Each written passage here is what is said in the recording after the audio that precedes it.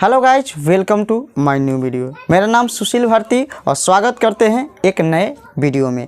और इस केमिस्ट्री के जो सीरीज अभी चल रहा है बेसिक कॉन्सेप्ट ऑफ केमिस्ट्री, उसमें हम पदार्थ के बारे में पूरा विस्तृत रूप से उसका वर्गीकरण बता दिए हैं।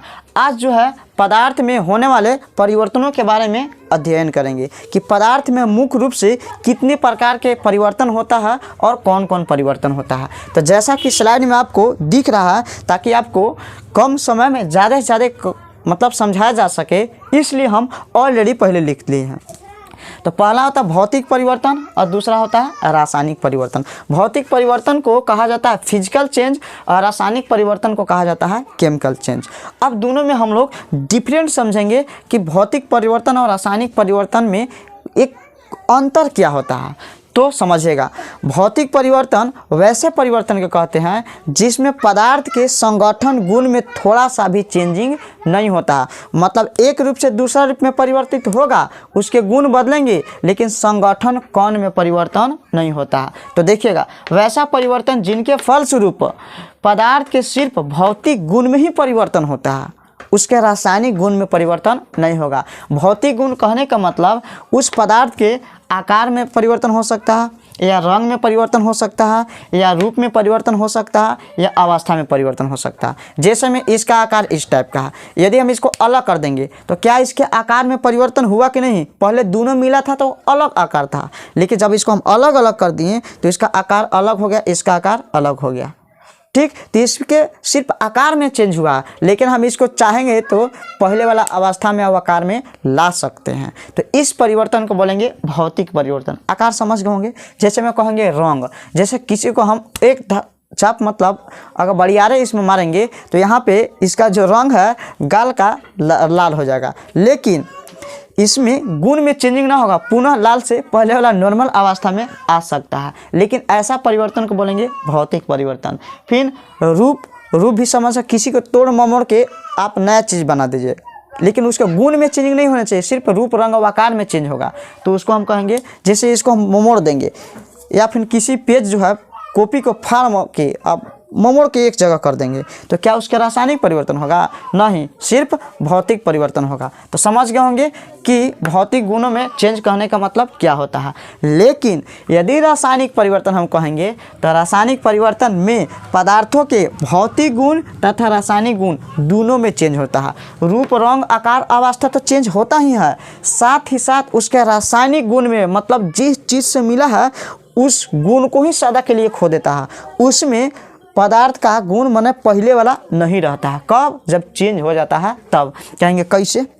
जैसा कि यदि हाइड्रोजन और ऑक्सीजन को हम दोनों को मिलाएंगे, अब मिलाने के बाद क्या बनता है? जल बनता है। तो क्या जल में हाइड्रोजन का गुण रहता है और ऑक्सीजन का गुण रहता है? नहीं, दोनों मिलने के बाद एक नया गुण बनाता है जिसको बोलते हैं जल। जैसे दोनों होता है, हाइड्रोजन गैस में, ऑक्सीजन भी गैस में, लेकिन जल होता है, सॉरी जो H2 है वो होता है, मतलब जिसे जल ही कहते हैं, द्रव अवस्था में रहता है, तो इसका सदा के लिए गुण चेंज होता है। और जैसे में दूध है, दूध से यदि हम दही बना देंगे तो क्या दही में दूध के गुण रहता है? नहीं रहता है, संगठन गुण सदा के लिए चेंज हो जाता है, लेकिन इसमें सदा के लिए चेंज नहीं होता। अर्थात यह अस्थायी परिवर्तन है, अभी अस्थायी परिवर्तन है। इसमें सिर्फ भौतिक गुण ही चेंज होता है, इसमें भौतिक के साथ साथ रासायनिक गुण भी चेंज हो जाता है।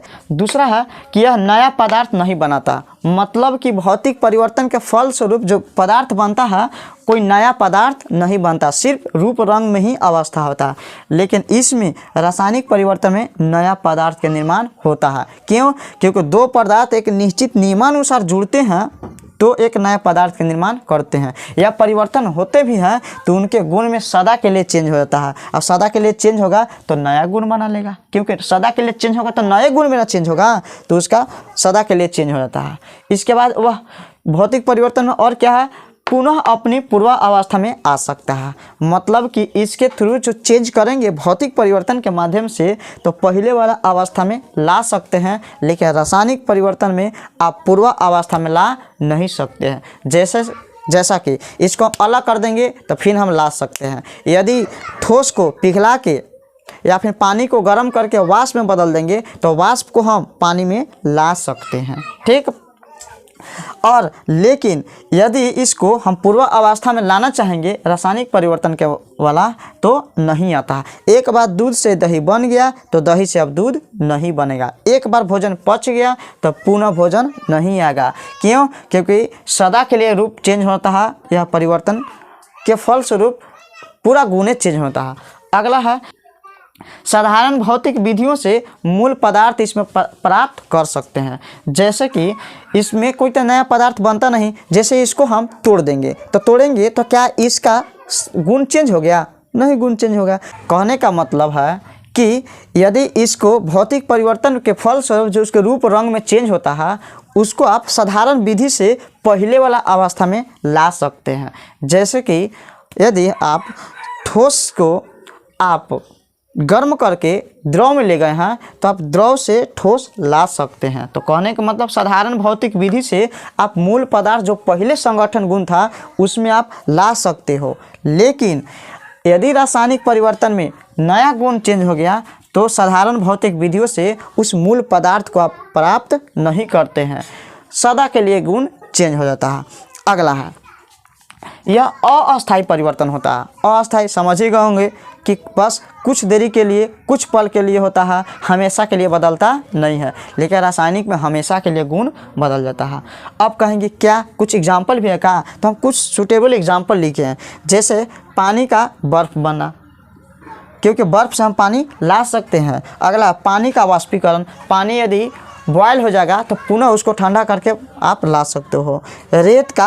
रेत और पानी का मिश्रण, मतलब बालू पानी को मिलाएंगे तो दोनों को अलग कर सकते हैं। गुण में कोई चेंज नहीं होता है, और होता भी है तो भौतिक गुण में ही परिवर्तन होता है। पानी और चीनी को मिलाएंगे तो गुण में परिवर्तन होगा, लेकिन भौतिक गुण होगा, रासायनिक गुण में परिवर्तन नहीं होगा। उसको अलग कर सकते हो, उसमें उसका गुण शामिल रहता है। मतलब भौतिक परिवर्तन वैसा परिवर्तन जिसको परिवर्तन करेंगे तो उसमें उसका गुण मौजूद रहेगा, लेकिन परिवर्तन के फलस्वरूप रासायनिक परिवर्तन में इसका गुण मौजूद नहीं रहता है। इसमें परिवर्तन, दूध से दही बनना समझ ही गए होंगे, एक बार बन गया तो नहीं ला सकते हो। पेट्रोल का जलना, पेट्रोल एक बार जल गया तो पुनः पेट्रोल नहीं ला सकते हो। भोजन का पचना, एक बार पच गया नहीं आएगा। लोहे में जंग धरना नहीं होगा, एक बार जंग धर लिया तो लोहा वहाँ का जो सतह होता खराब हो जाता है, आप उसको नया नहीं ला सकते हैं। रगड़ेंगे तो चिकना होगा लेकिन पूरा लेयर ही ख़त्म हो जाता है।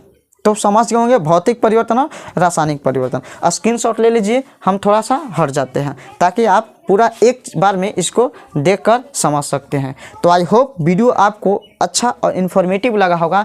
इसी टाइप के और वीडियो देखने के लिए हमारे चैनल को लाइक, सब्सक्राइब एवं शेयर जरूर करें। मिलते हैं किसी अन्य वीडियो में, तब तक के लिए जय हिंद।